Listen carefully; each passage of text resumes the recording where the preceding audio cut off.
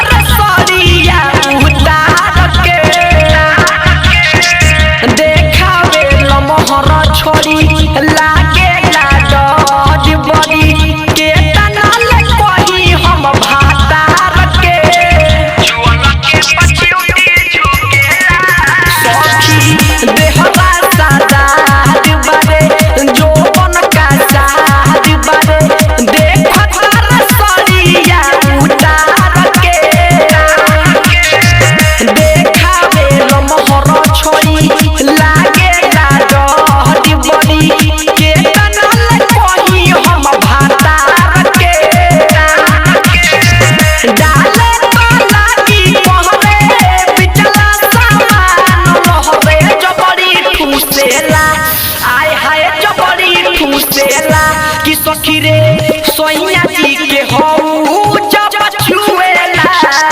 चुअल के पचिउटी झुकेला कि सखी रे सोइया के उजरा का जब चुएला चुअल के पचिउटी झुकेला चिउटी झुकेला मिक्स बा सबरन डिजिटल रिकॉर्डिंग स्टूडियो